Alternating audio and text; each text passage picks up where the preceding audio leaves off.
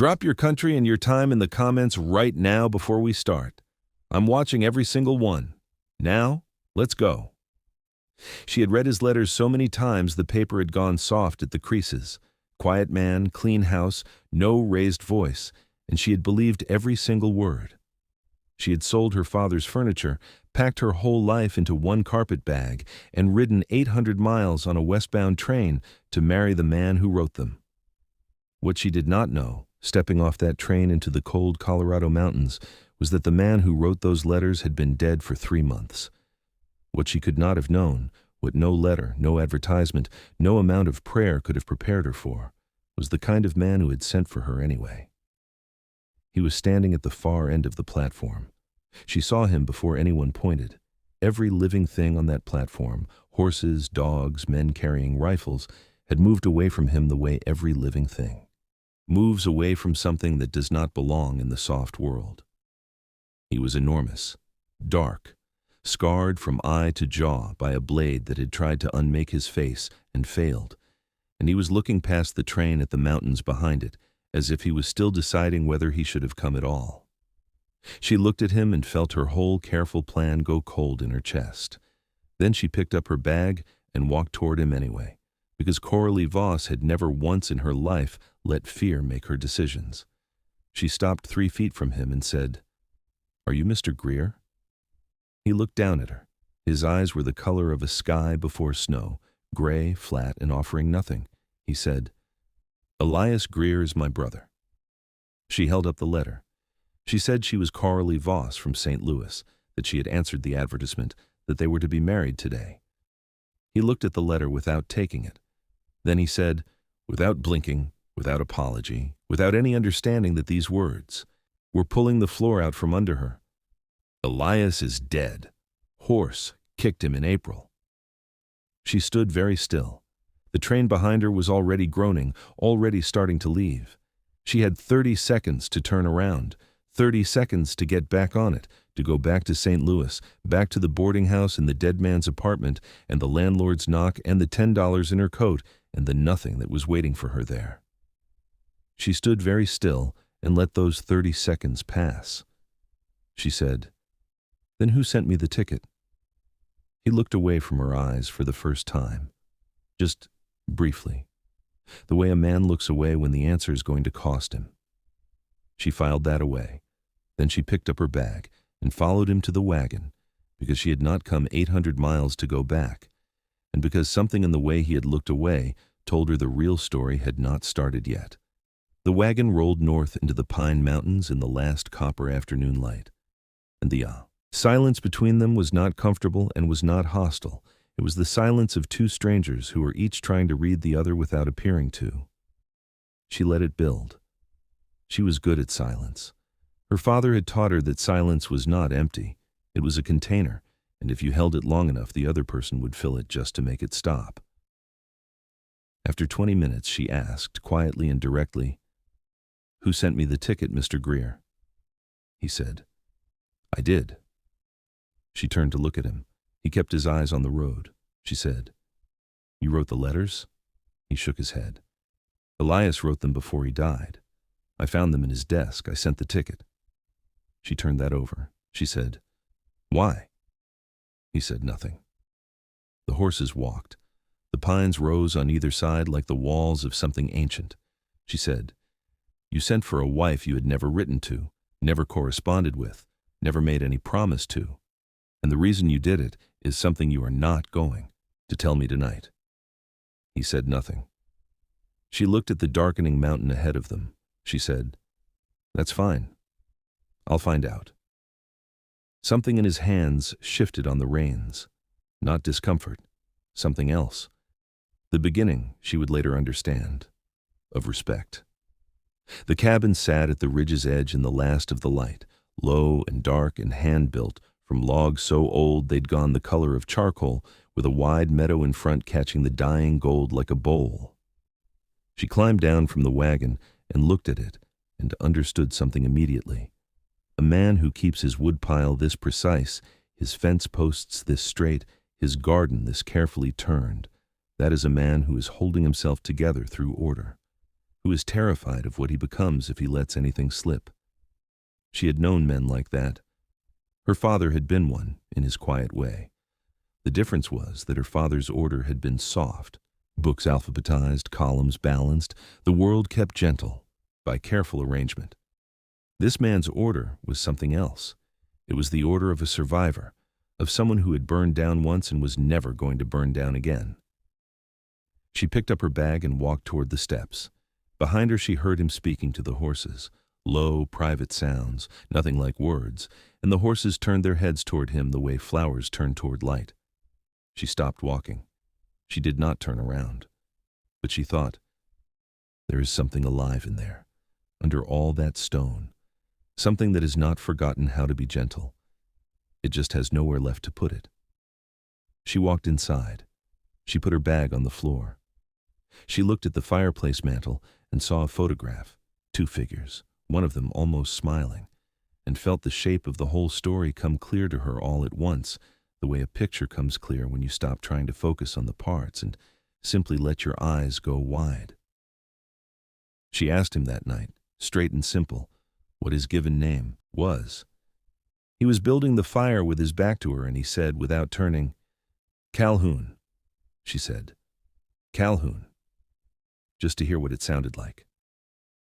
He turned then and looked at her across the fire-lit room with the expression of a man who has just heard something he was not expecting, his own name in a voice that treated it like it was worth saying. She said, "I'm going to be straightforward with you about something, Calhoun. I don't know what arrangement you had in mind when you sent that ticket. I don't know what the land dispute in the margin of that deed is about, and I don't know who the woman in the photograph is, and I don't know what it is that you haven't told me yet. But I'm going to find all of it out. I'm not a woman who works with half a ledger." He stared at her. She said, "So you can tell me now, or you can tell me later, but you will tell me, because whatever this is, I am in it." A long silence. The fire crackled. He looked at her for a long time with those flat gray eyes that were giving nothing, and then he said something she would carry with her for the rest of her life. He said, very quietly, "You should be afraid of me." She met his gaze. She said, "I've been afraid of the worse things than you, and they didn't stop me either." He looked at her for one more moment, then he turned back to the fire. But she saw it, the smallest, most private thing. His shoulders dropped 1 single inch, the way shoulders drop when a man stops bracing himself. And she thought, that's the door, right there. I just have to be patient enough to wait for it to open. She woke before dawn to the sound of an axe splitting wood in the dark, and she lay still on the narrow cot and counted the rhythm between strokes. No wasted motion, not a pause between them. The rhythm of a man who has organized his pain into work, who has taken everything inside him that has no place to go and turned it into split wood and straight fence posts in a garden that is always, always turned on time. She had heard rhythms like that before. Her father had kept his ledgers in the same way, not because he loved numbers, but because he loved order, loved the way a column that balanced meant the world was, in that one small square, under control. She understood immediately what kind of man she was living with. Not the man in the advertisement, not gentle, not modest, not looking for peace. A man who had lost everything and built a machine out of himself to survive it. She dressed in the dark. She built the fire from last night's coals. She had cornbread and fried potatoes in the skillet by the time the axe outside went quiet. He came in, stacked the wood, saw the food on the table, sat down. He ate every bite. He said nothing. She refilled his coffee without asking and went back to her side of the table.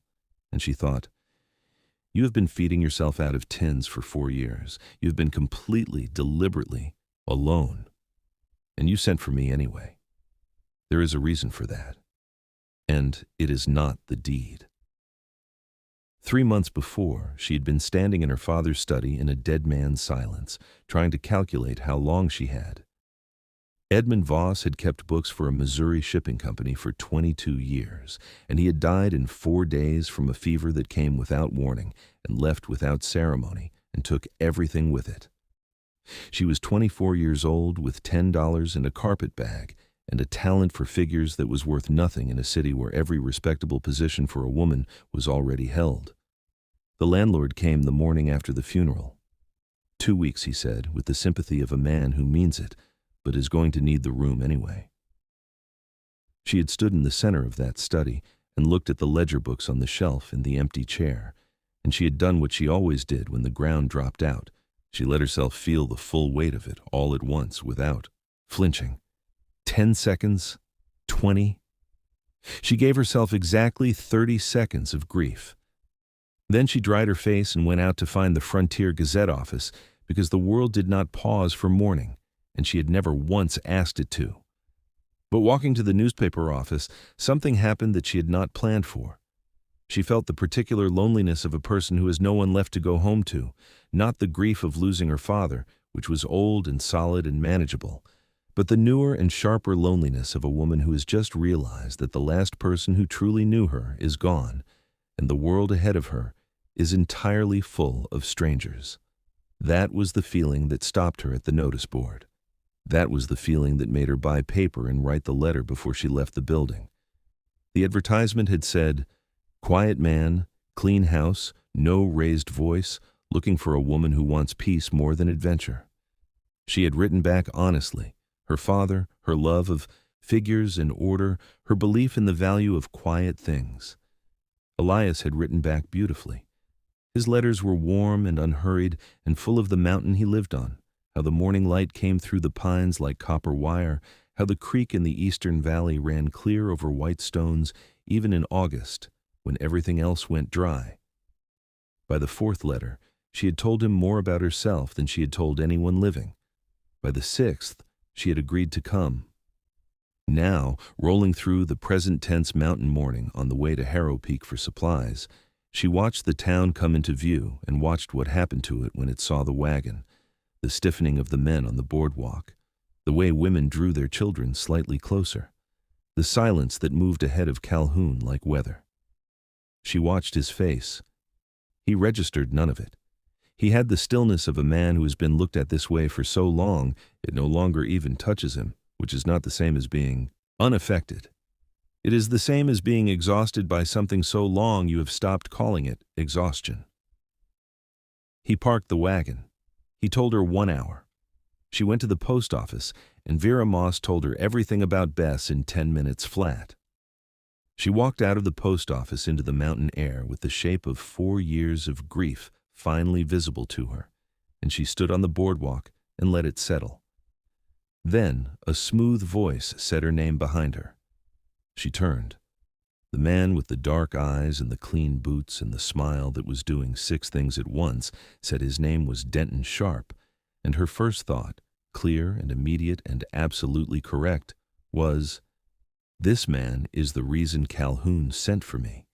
Not Elias, not the house. This man. Right here." She was back at the wagon before Calhoun. She used the extra minutes to look at the land office across the street, freshly painted, prominent position, 2 large men outside who did not look like clerks. She looked at Sharp's horse, which was expensive. She looked at his boots, which were new. She looked at the name on the office window and thought about the penciled note in the deed margin, Sharp, disputed claim, hearing pending. And she put it together the way her father had taught her to put together a fraudulent ledger, not from individual entries, but from the pattern of them. A man does not get this rich in a frontier town from processing land claims. He gets this rich by manufacturing the right outcomes at the right moments. She was still looking at the office when Calhoun appeared beside her and loaded flour into the wagon. She climbed up. She said, "Denton Sharp introduced himself to me." His hands stopped on the flour sack. 2 full seconds. Then he resumed. He climbed up. He said, without looking at her, "Stay away from him." She said, "Why?" He said, "Because I said so." She turned to face him completely. She said, in the clearest and flattest voice she owned, "I am not a horse, Calhoun. That is not a reason. Give me a real one, or don't give me one at all, but don't mistake me for something you can point in a direction and expect to walk there." He turned and looked at her fully. Something shifted in his gray eyes. Not anger, not surprise, but recognition. the particular recognition of a man who has just seen something he did not expect to find. He held her gaze for a long moment. Then he said, low and deliberate, and with a weight she would not fully understand until later. Denton Sharp has been trying to take this land for 2 years. I can handle Denton Sharp. What I cannot handle. He stopped. He looked at the road ahead. He said, I will not have someone else get hurt because of what he wants. She sat very still. She thought, someone else. He said someone else. She wanted to ask who. She looked at his profile against the mountain sky, and she did not ask. She saved it. She put it in the ledger she was already keeping on him, and she rode back up the mountain in silence, and her mind was very far ahead of where they were. She found the deed that night by accident, the needle search, the drawer, the folded document with the Colorado seal, and the penciled margin note. She read it and put it back and closed the drawer and sat by the fire with the unthreaded needle in her hand and thought about everything Vera Moss had told her, and everything Sharp's face had told her, and everything Calhoun's slip of the tongue on the wagon had told her, and she thought, this man brought me here because he is at war, and he needed a reason to hold his ground. But that is not the whole truth either, because if all he needed was a name on a document, he could have found a different woman, a simpler woman, a woman who would stay behind the curtain and not look in drawers and not say things like, I am not a horse, to a man who could split her in two with one hand. He sent for me specifically, after reading Elias's letters about me specifically, and that means something. She did not know yet what it meant, but she was going to find out. Outside, the wind came down from the high peaks and hit the cabin walls with a sound like warning, and she sat in the firelight with the needle in her hand and thought, whatever is coming, I am already in the right place to meet it. She took the photograph from the drawer before dawn while the cabin was dark, and Calhoun's slow breathing still moved above her in the loft. She carried it to the window where the gray first light was clean, and she looked at it for a long time. The woman was young, 20 at most, with fair hair pinned up imperfectly, the kind of imperfection that comes from doing it yourself with joy rather than with care, because there is someone waiting and you do not want to keep them waiting. She was wearing a pale dress and she was laughing at something outside the frame, a real laugh, not a posed one, the kind that takes the whole face. In one hand, Coralie had to hold the photograph very close to see it in the low light. One hand was pressed flat against her stomach, not from pain, the way a woman presses her hand there when she is carrying something precious and can't stop touching the proof of it. She looked at Calhoun in the photograph. He was younger, unscarred, and he was looking at this woman with an expression so unguarded and so nakedly terrified of losing her that Coralie felt for a moment that she was looking at something private enough to be sacred. She put the photograph back. She dressed. She built the fire. When he came down from the loft, she handed him his coffee and did not say a word about it, because some things are too large to touch before trust has been built around them. But she knew now. She knew what had been taken from him, and she understood for the first time, standing in the gray mountain morning with the coffee pot in her hand, that the stone was not who he was. The stone was what he had made to survive who he had been.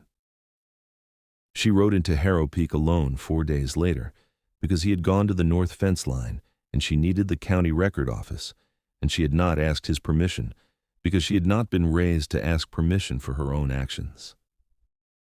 She went first to the record office where a small, nervous clerk gave her what she needed after some patient insistence, and she sat at the record table for 45 minutes and traced the chain of title on the eastern parcel with her father's method, date by date, name by name, looking for the number that doesn't belong, the entry that casts a shadow.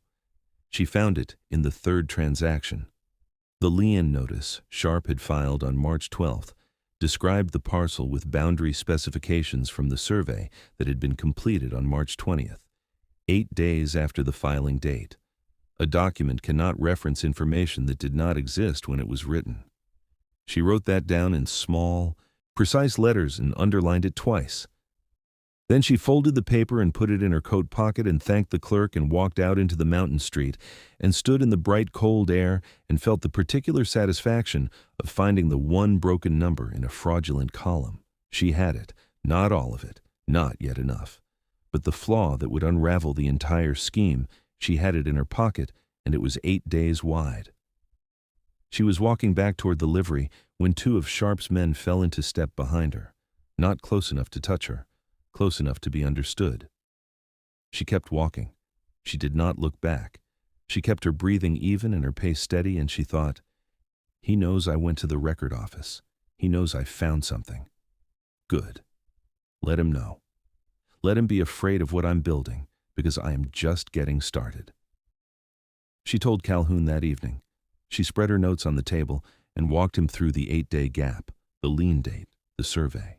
Date, the boundary descriptions that proved the document had been backdated. She watched his face as she explained it.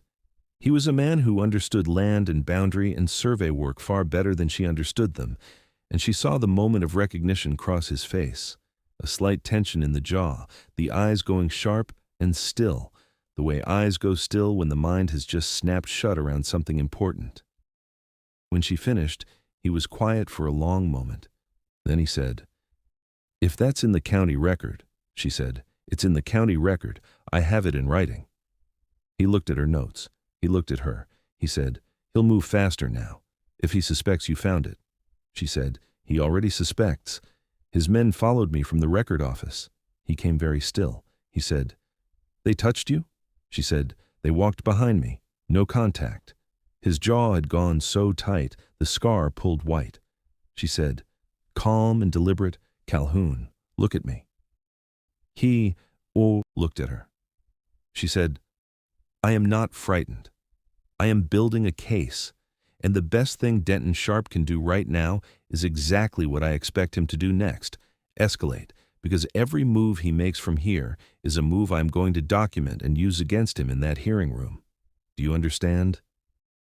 A long silence. He looked at her across the table, this woman who had arrived from St. Louis 3 weeks ago with a carpet bag and a worn letter, and something in his face did what it had never done since Bess. It softened. Not all the way, not even close to all the way. But one layer came down, quietly and without ceremony, like the first snow of winter, gentle, permanent, changing the entire shape of what was underneath.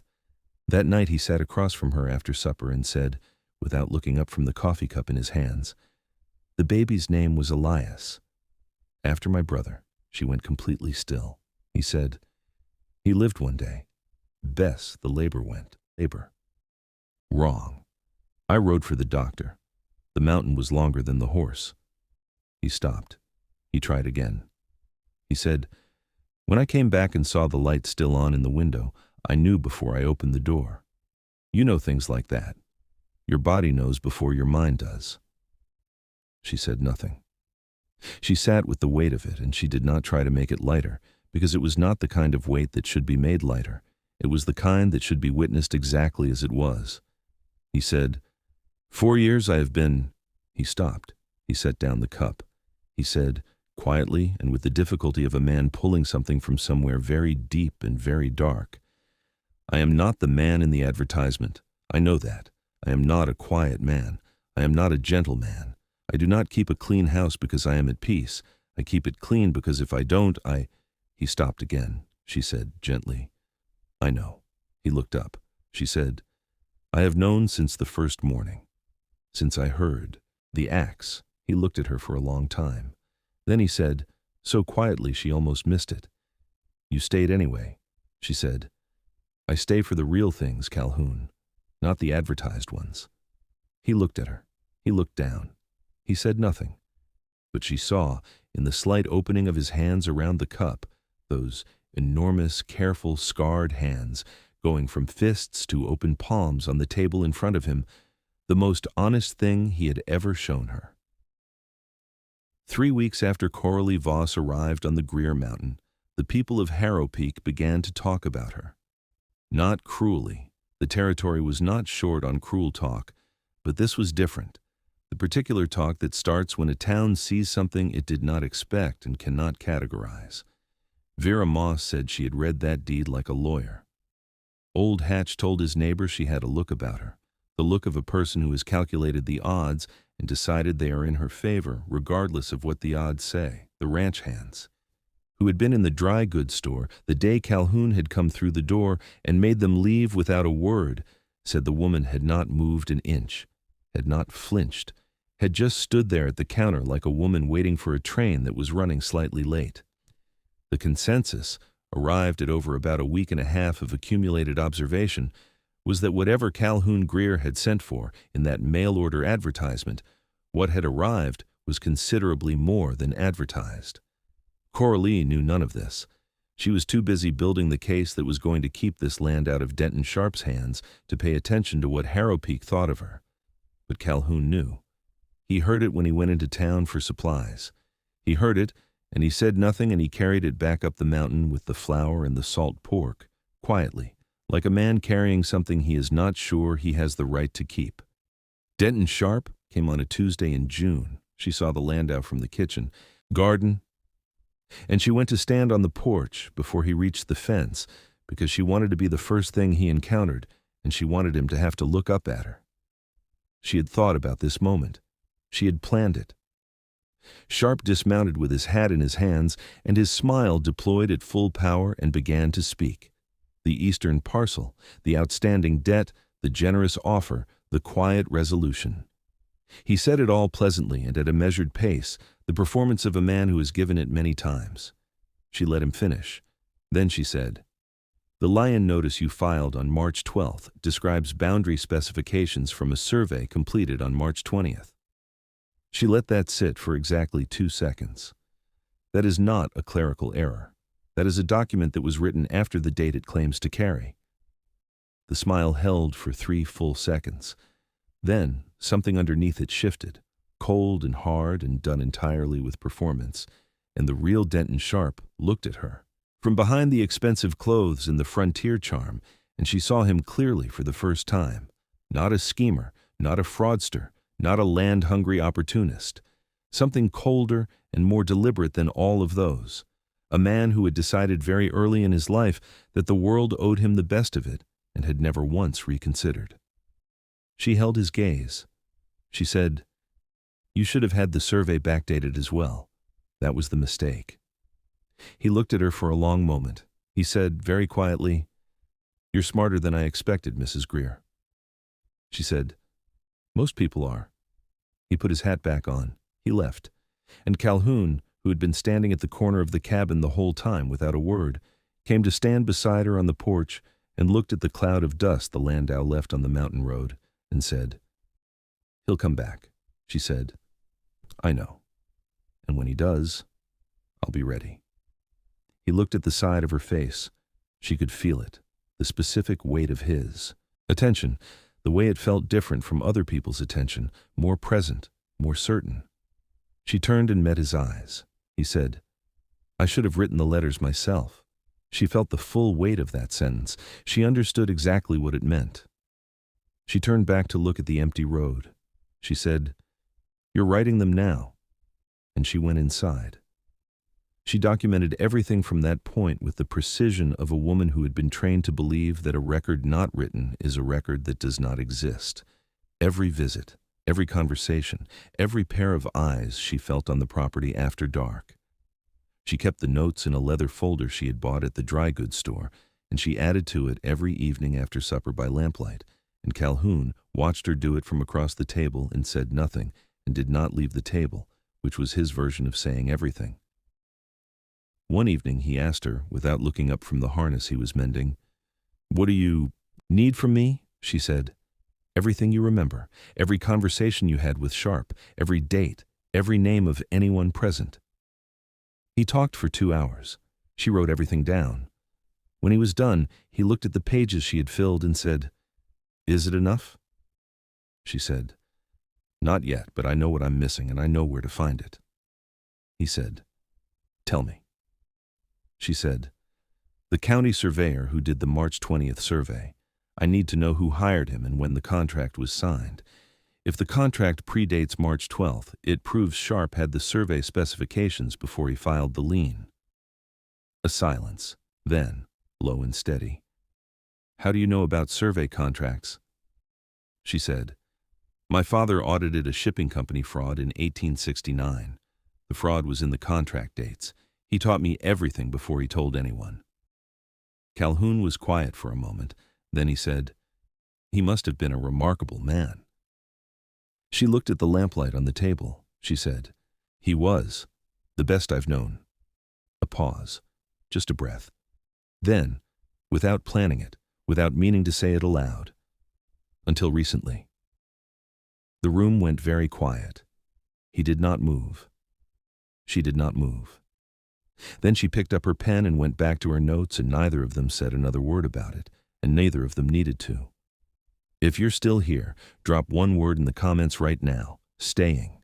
Because what happens next between these two is the part nobody talks about but everyone feels. Staying.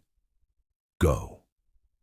She cut her hand on the axe on a Tuesday morning and did not tell him. She wrapped it in her handkerchief and kept working, and said nothing at supper, and was genuinely surprised when he put his fork down halfway through the meal and said simply, "Let me see your hand." She shook her head. He said, "Coralie." Just her name. 2 syllables. But the way he said it, quiet and direct and carrying the specific weight of a man who is not asking, but is also not ordering, who is doing the harder thing, which is simply asking. She held out her hand without another word. He took it. He unwrapped the handkerchief. He looked at the cut, clean, shallow, no longer bleeding, nothing serious, and he carried her hand to the fire as if it were something that required careful transport, and he cleaned it with warm water and wrapped it with linen from the small box under the bench, and he did all of this with a precision and a gentleness that had no business being in those hands that had put 3 of Sharp's men on the ground, those hands that split wood for 2 hours before sunrise. He tied off the bandage and held her hand in both of his for a moment, just a moment, before he set it back on the table. She sat very still and looked at the bandage. She thought, he keeps a medical kit under the bench. He has kept it stocked for 4 years, for 4 years of living alone on a mountain where the nearest person he trusts is old. Hatch 3 miles over the ridge. He has kept it stocked anyway. She looked at the top of his head, bent over the box, putting the linen away. She thought, "You have been waiting without knowing you were waiting." That is the saddest and the most hopeful thing I have ever understood about a person.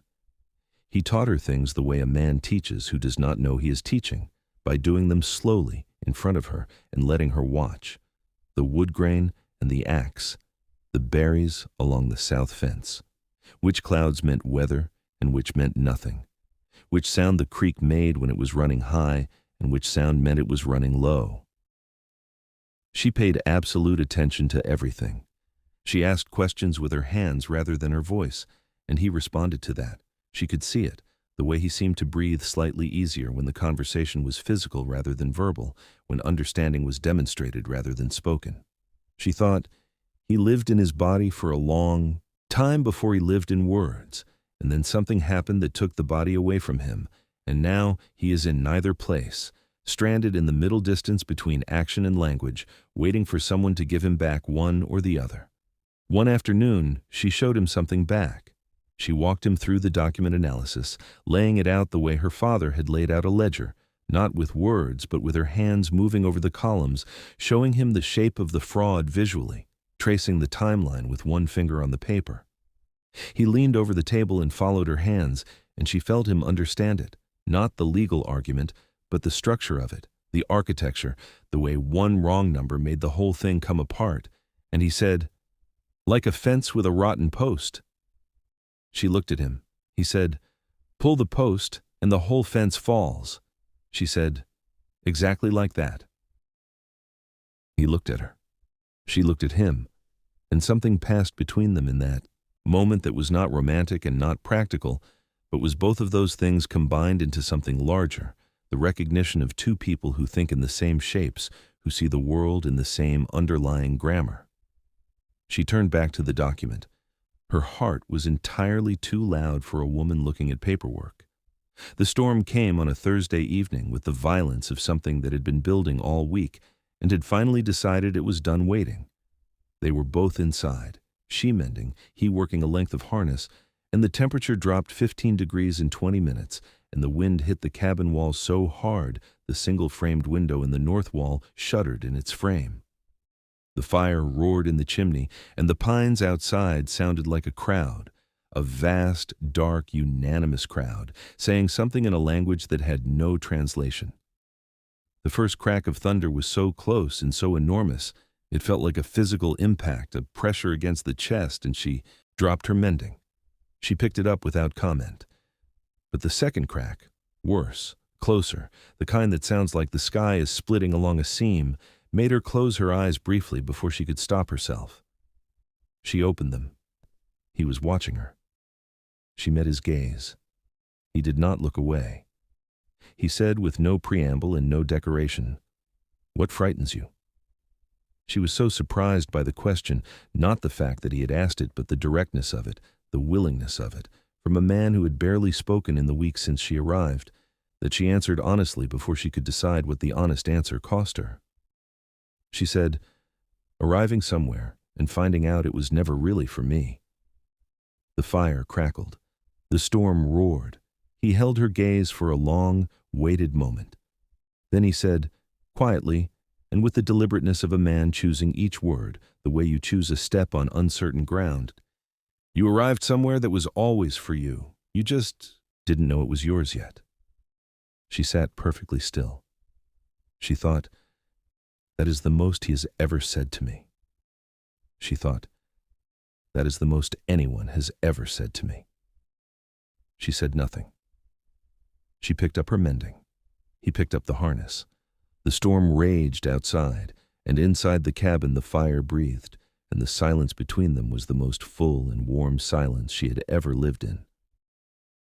He showed her the eastern parcel on a morning when the mountain was all green and gold, and the sky was the specific clear blue that only exists at altitude, so clean and high and permanent it makes everything underneath it feel briefly, painfully mortal. They rode east through the pines for 40 minutes, and when the trees opened into the creek valley, she pulled the mare to a stop and simply looked. The valley was bowl-shaped and deep and impossibly green, held in by mountain ridges on 3 sides, and through its center the creek ran fast and clear over white stones, fed by the spring in the north. A corner that came from inside the mountain. Old water, permanent water, seasonal drought irrelevant, running since before the first human being looked at this land and thought to name it. She sat on the mare in the morning light and understood immediately and completely why Denton Sharp had built 3 years of fraud around this particular piece of ground. This was not land. This was a key to every lock in the valley below. She turned to Calhoun. She said, "He will never have this." He looked at her. She said it again, not louder, but differently, with the particular weight of a decision already made and not available for revision. "He will never have this, Calhoun. I am going to make sure of it." He looked at her for a long moment against the backdrop of the Spring Creek and the Green Valley and the enormous Colorado sky. And something in his face did what it did so rarely and so quietly. It opened. Just slightly. Like a window that has been painted shut for years and has finally been worked loose enough to let in a single thread of outside air. He said, "Why?" She turned back to look at the valley. She said, "Because it's worth protecting. Because you're worth protecting. And because I did not travel 800 miles to watch something beautiful get taken by an ugly man with a forged document."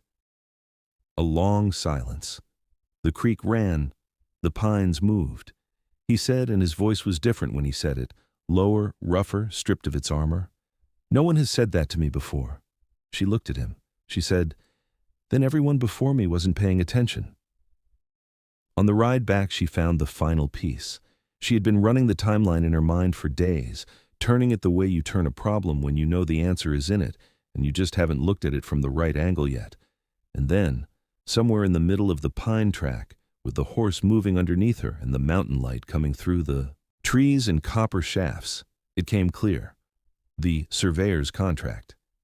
If Sharp had commissioned the survey privately before the registration was finalized, if the contract was signed before March 20th, then the boundary specifications in the lien notice were not backdated. They were stolen. shared by someone inside the county land office who had access to the survey results before they were filed, which meant this was not fraud, this was conspiracy. She pulled the mare to a stop in the middle of the track. She sat completely still for 10 seconds. Calhoun stopped beside her and said nothing and waited, because he had learned to read her silences the way she had learned to read his. She turned to him. She said, "I need the surveyor's name and I need to know if he still lives in this county." He said, "Amos Priel. He's got a claim 2 valleys east." She said, "I need to speak with him." He said, "That's not safe. If Sharp thinks you're—" She said, "Calhoun." He stopped. She said, "I know how to do this. Trust me." The words landed between them differently than she had meant them to, not as instructions, but as something else, something more exposed, a woman asking a man who has trusted nothing and no one for 4 years to extend to her the one thing he has kept locked away since Bess. He looked at her for a long time. Then he said, slow and certain and final, "I do." She held his gaze. She nodded once. Then she turned the mare and rode home, and her whole chest was so full of something she could not name that she did not trust herself to speak the rest of the way back. That night she said it by accident. They were at the table after supper, lamplight, papers between them, building the case that was going to save this land, and he had said something about her father, asked something quiet and specific about what kind of man he had been, and she had answered honestly and felt, in the answering, the particular warmth of talking about someone you love to someone who is listening with their whole self. She said, "He taught me figures and patience and how to find the one wrong number in 10,000 right ones. He taught me that a problem clearly understood is already half solved. He was the best man I have ever known." She paused, and then, without planning it, without any intention, the way true things come out. Until recently. The table went quiet. He looked up from the papers. She looked at the lamp. She could feel her own heartbeat in the moment that followed, and she thought, "I've said it twice now, both times by accident, both times meaning it completely." He said, very quietly, "Coralie." She looked at him. He said, I'm not easy. I know what I am. I know what this mountain is made of me. And there are things you don't know yet, things about what I was after Bess, and I need you to know them before." He stopped. He looked at his hands on the table. He said, "Don't say things like that until you know all of it." She leaned forward slightly. She said, "Then tell me all of it." He looked at her for a long time. The lamp flame moved between them. Outside, the mountain breathed, and Calhoun Greer, who had not told another living person the whole truth of himself since Bess's grave was new, began to speak. He talked for a long time. She sat across from him, and she did not interrupt, and she did not flinch, and she did not offer comfort at the moments when comfort would have been easy and hollow. She simply sat and bore witness, which is the harder thing and the more honest thing, and he seemed to understand that, because he kept going. He said Bess had been 20 years old and laughing on a Wednesday and gone by Saturday, and that the space between those two facts was so short and so absolute that he had never found a way to move through it without losing something on the other side.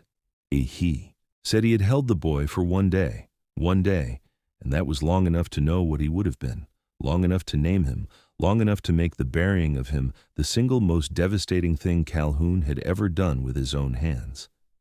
He said that after that he had become, and he used the word deliberately without self-pity as a plain description, brutal. Not violent, not criminal. Brutal in the internal sense. He had cut every soft thing out of himself the way you cut rot out of wood. And he had done it systematically and thoroughly, and he had believed for 4 years that he had done it completely. He said, "I thought I was better without it. The soft parts. I thought they were the parts that could be taken from you, and I was done being taken from." She sat with that. Then she said, "And now?" He looked at her across the lamplight and the papers and the 4 years of stone between them. He said, "Now I'm not sure I was right." She held his gaze. She said, "You weren't." He said nothing. She said, "The soft parts are not where you're vulnerable, Calhoun. They're where you're alive. There is a difference, and I think you knew that once." He looked down at his hands on the table, open, palms up, the way hands go when a man has stopped bracing himself against something. He said very quietly, "She used to say that." She sat very still. He said, "Almost exactly that." She did not move. She did not speak. She thought, "I am not Bess. I will never be Bess. I am not here to replace what was taken. I am here to stand beside what survived it." She said, "I know." He looked at her. She said, "I'm not her. I'm not trying to be. I'm here, Calhoun, exactly as I am, and I'm not leaving."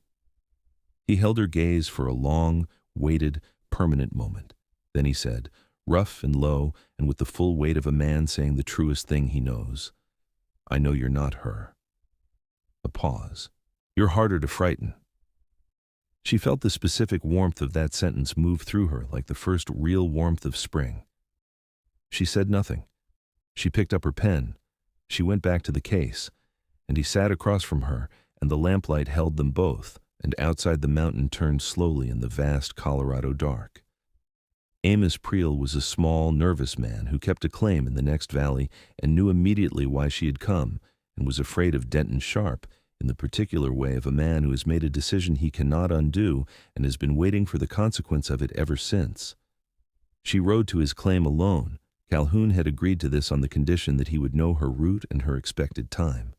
And she sat at Priel's kitchen table with her notes in front of her, and she said, very calmly and very directly, "I know about the contract. I know you shared the boundary specifications before the registration was final. I know Sharp paid you for it. I am not here to ruin you." He looked at her. She said, "I am here to ask you to tell the truth at a hearing on July 15th. That is all. You tell the truth, the fraud collapses, and your name becomes the name of a man who corrected a mistake rather than the name of a man who was complicit in one. Those are two very different names to carry." He was quiet for a long time. He looked at his hands. He looked at the wall. He looked at her.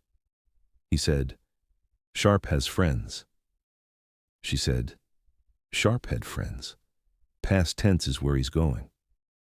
Priel looked at her for another moment. Then he said, quietly, with the exhausted relief of a man putting down something heavy, "All right." She rode back to the cabin in the long afternoon light, and when she came through the door and Calhoun looked up from the hearth, she said simply, "We have the surveyor."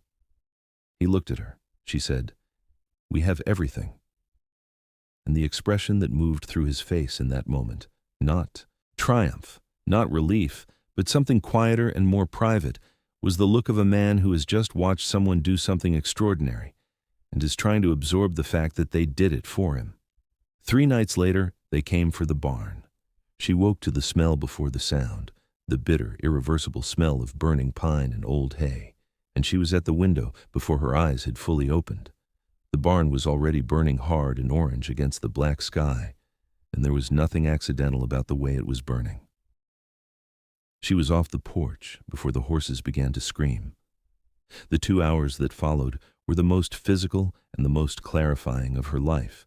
Bucket and trough and fence post and fire, the heat pressing against her face, her eyes streaming, her arms beyond pain and into something past pain that was purely functional, and Calhoun moving through the dark beside her with the same efficiency she had come to read as his natural language, no wasted motion, no panic, just the continuous and total application of himself to the problem in front of him. They moved together without signals. She knew when he needed her left. He knew when she needed the bucket handed forward. A rhythm so natural that afterward she would think about it as the moment she understood that they had already, without ceremony or announcement, become something. When the fire was out and the barn wall was gone and the sky was still orange at the edges, she sat down in the cold ash-gray dirt and put her head on her knees. She heard him come and sit beside her. His coat came over her shoulders. She gripped the lapels at her chest. She closed her eyes, and in the dark behind her closed eyes she thought, "We have been moving toward this for 3 months.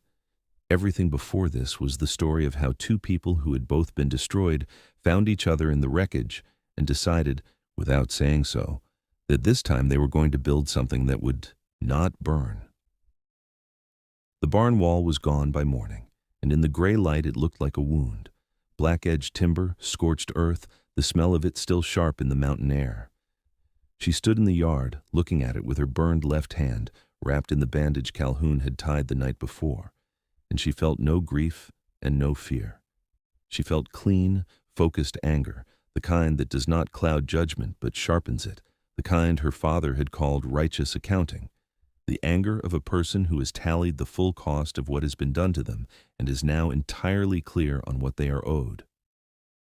She went inside and sat at the table before the sun was fully up, and she began to write the final section of the case documentation, the arson, the date, the timeline of intimidation across the 6 weeks before the hearing, the escalating pattern of a man using fear as a legal strategy because he had run out of legal ones.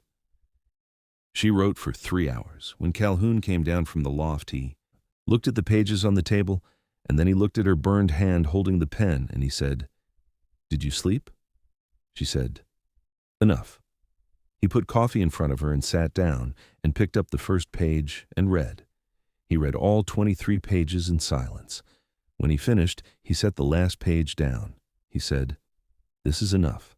She said, "It's more than enough. It's everything."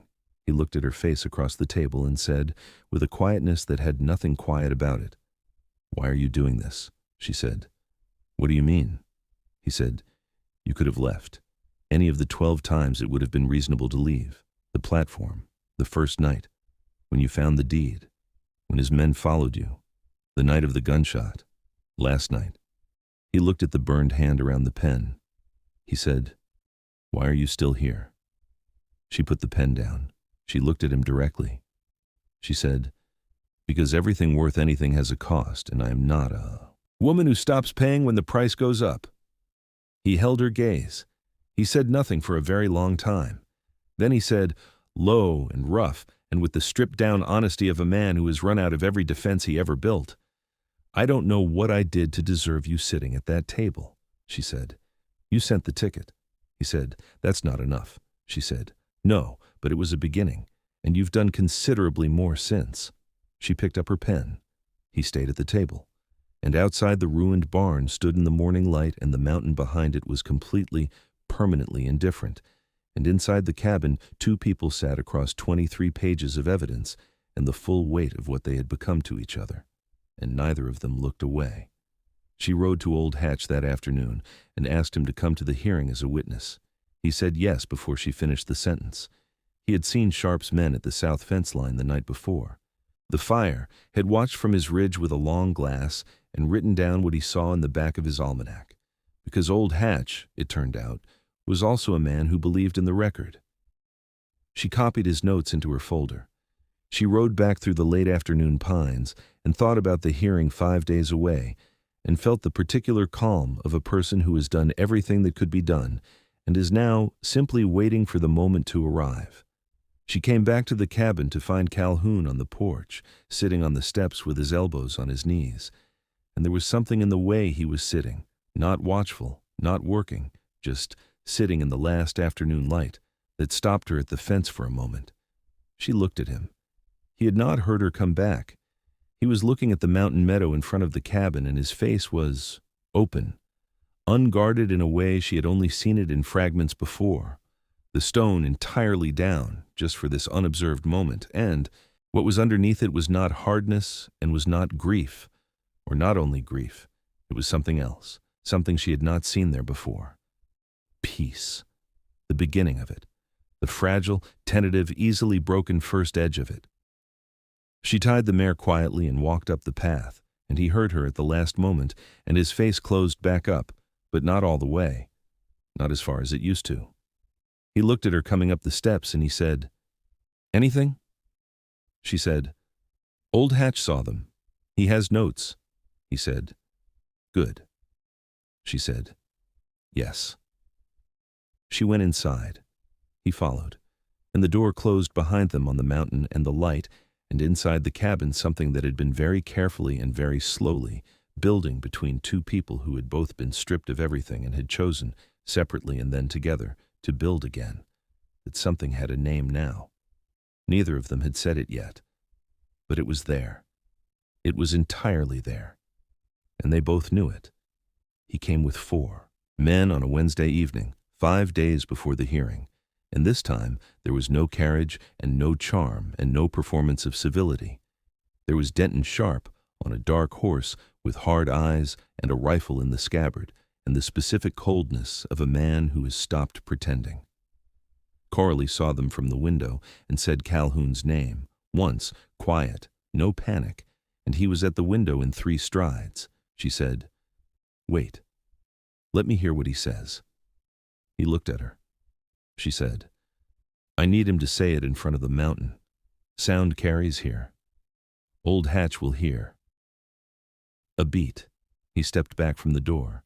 She walked out to the porch alone, hands empty, and she stood at the top of the steps in the gray evening light and said, "Mr. Sharp?" He dismounted. He produced a paper. He said it was an emergency court order, granted that morning. She took it. She read it. She said, "Judge R. Parham's name is on this order." He confirmed it. She said, "Judge Parham. Retired in April. I have his retirement notice from the county register." She turned the paper over. She said, "This is the second forged document you have presented to this property. I have both in my documentation file, along with a sworn statement from Amos Priel regarding the survey contract, signed evidence of arson, and 3 witnesses to tonight's visit. I intend to present all of it on July 15th. Sharp looked at her for a long moment. The smile was entirely gone. He looked past her at the cabin door. He said to his men 2 words she would never repeat, and 2 of the men came off their horses and crossed the yard, and Calhoun stepped off the porch. What happened in the next 30 seconds was not a fight in any ordinary sense. It was the application of 4 years of contained and redirected fury against 2 large men who had badly miscalculated what they were walking into. Calhoun moved through them with a stillness that was more frightening than violence. Controlled, efficient, 2 men on the ground in the time it would take most men to throw 1 punch. The third came in from the side and hit him hard across the left shoulder with a rifle stock, and Calhoun staggered, turned, handled him in 1 motion. But the 4th man, on the horse, hanging back, the one she had been watching from the moment they arrived, raised a pistol, and her body moved before her mind gave the order. She screamed his name. The shot cracked against the mountain. The echo came back from the peaks. Calhoun went down on 1 knee in the yard dirt, and the whole world went very quiet around that image, that one enormous, terrible image of him on his knee in the dirt, and she was off the porch and across the yard before the echo died. She went to her knees beside him, and her hands found the wound, and she pressed both palms flat against his side and looked at his face. His gray eyes were clear, looking at her, clear and present and entirely stubbornly alive. He said, with the particular irritability of a man who is injured and does not want you to know how injured he is, "I'm standing up," she said. "You are not standing up," he said. "Coralie," she said, "Calhoun Greer, if you stand up right now, I will be very unhappy with you, and you know what I'm like when I'm unhappy." Something moved behind his eyes, almost, just barely, almost a smile. He stayed on his knee. "Good." She looked up over her shoulder. Sharp's men were already mounted and moving, the cowardice of mercenaries when the plan falls apart. Sharp sat on his horse for 1 moment longer, looking at them both in the dirt, and the expression on his face was the expression of a man recalculating from a position he had never expected to occupy. She said, loudly and clearly, and for the mountain and Old Hatch 3 miles over the ridge, "Denton Sharp, I have documentation of everything that happened tonight. I have documentation of every visit, every threat, and every forged document you have presented to this property. Come to the hearing on July 15th. I will be there." He looked at her for 1 more moment. Then he rode away. She turned back to Calhoun. She said, "We need to get you inside," he said. "I told you she said, "Inside, now, please." That last word, The pleas, said softly and without drama, stopped him in a way that the orders hadn't. He let her help him up. She got him inside with the particular determination of a woman who has decided that nothing she cannot personally prevent is going to happen to this man tonight. And she sat him at the table and cleaned the wound with steady hands and wrapped it with steady hands and tied it off with steady hands. And then she turned away from him and went to the far wall and pressed her palms flat against the logs and took 3 long, silent breaths. She heard him say, "It's not as bad as it looks." She turned around. He was upright, pale, watching her with the open face, entirely open, no armor anywhere. She crossed the room and stood in front of him and put her hand against the side of his face. He went completely still. She said, "Don't you dare die on this mountain, Calhoun Greer. Do you hear me?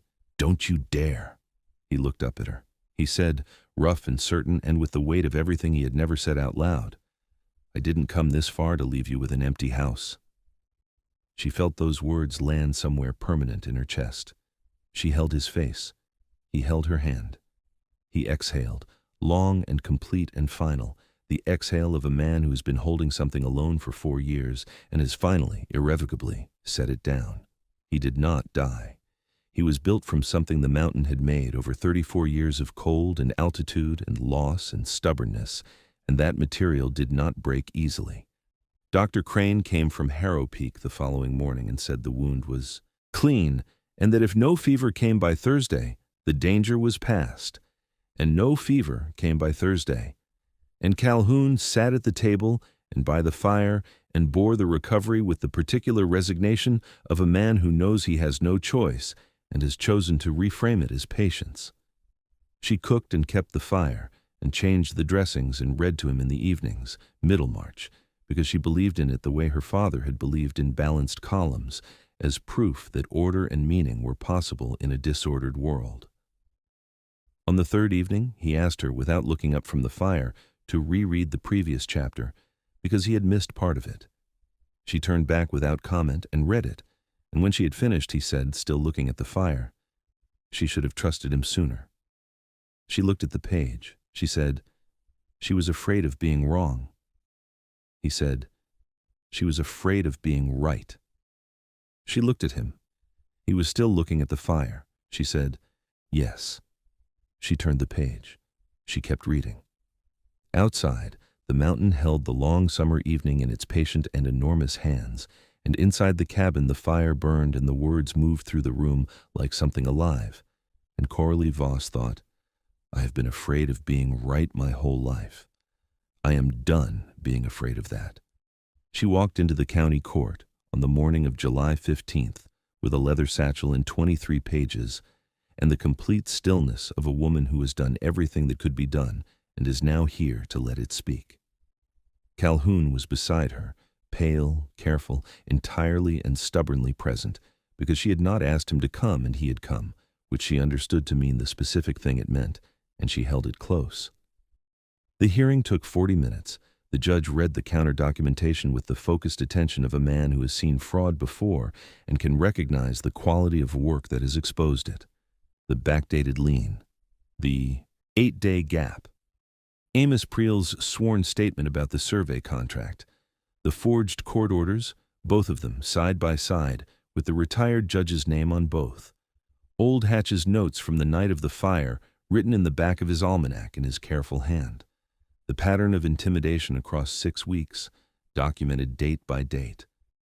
Denton Sharp sat across the room and said several things that made everything worse, which is what happens when a man who has always relied on the other party's ignorance finds out that they know more than he does and have known it for weeks. At the end of 40 minutes, the Greer land was secured, the disputed eastern parcel confirmed, and Denton Sharp was held for the marshal on the matter of the forged court orders. She heard later that week that 3 additional charges had been filed. She heard Sharp's lawyer left Harrowpeak by Friday. She felt nothing dramatic about any of it. She had never wanted destruction. She had wanted the truth in front of the right people at the right time. That was all. That was everything. The town changed. Not overnight, not completely. Towns are slow to change the story they have built about a person. But it changed. Vera Moss told everyone who came through the post office that Calhoun Greer's wife had walked into a county court and dismantled the most deliberate fraud in the territory's recent history with nothing but paperwork and a spine of iron. The phrasing spread because it was true and because Vera Moss had a gift for the true phrase. Men who had crossed to the far side of the street when they saw Calhoun coming began to simply hold their ground. A few merchants sent notes. Old Hatch came by with cured pork and stayed for supper and told stories about Elias and about the Calhoun who had existed before, the one who had laughed at those stories when Elias told them, and she watched Calhoun laugh at them now, brief and reluctant and real, and she thought, there he is, the one from the photograph, the one who had been buried under 4 years of grief and stone and survived it all, and was sitting at this table in the lamplight laughing at an old man's story. She looked away before he could see her looking. She picked up her coffee. She thought, I came west for peace. I found something that required more of me than I had ever given anything, and it gave me more back than I had ever been given. That, she thought, is not the same as peace. It is better than peace. It is worth. It was a Sunday evening in late August when he said it. They were on the porch in the long mountain dusk, and the sky was going from copper to deep blue above the peaks, and the pines were moving in the high air with a sound like a slow, enormous breath. He said it the way he did everything, direct, without decoration, without any scaffolding around the words. He said, I love you, Coralie. She looked at the mountains. She said, I know. He said, I should... She said, you said it when it was true. That's the only time it matters. He was quiet. The mountain breathed. He said, I'm not going to stop being difficult. She said, I know. He said, I'm not going to be easy. She said, Calhoun. I traveled 800 miles and fought a land fraud and survived a barn fire and sat in the dark with your blood on my hands. Do I seem like a woman who wants easy? He looked at her. She looked at him. And he smiled, fully, completely, for the first time since the photograph, since before the scar, since before the hard years made him what the town called savage. It was the smile from the photograph, and it was new, and it was entirely, specifically hers. She thought, there it is. There is the door I have been looking for since the first morning I heard the axe. He took her hand. He held it the way he held everything, carefully, precisely, with the full weight of his attention. He said, stay. She said, I already did. They married at the end of August in the meadow beside the 2 small headstones under the pine trees, and the mountain stood behind them as it had always stood, and the spring creek ran in the eastern valley over its white stones, permanent and cold and entirely indifferent to the small beautiful things that happen in its shadow, which is exactly as it should be, because the most important things are always small and always beautiful, and always happen in the shadow of something that will outlast them, and that is not a tragedy. That is the whole point. Tell me one thing in the comments. Just one. Was there a moment in this story where you felt it, where something hit you in the chest and you had to stop for a second? Tell me which moment. Was it the platform, the photograph, the fire, the night he said, I didn't come this far to leave you with an empty house? Tell me your moment. And if you know someone who stayed when it was hard, or someone who needed to hear a story like this today, share this with them right now, not later, now. They need it more than they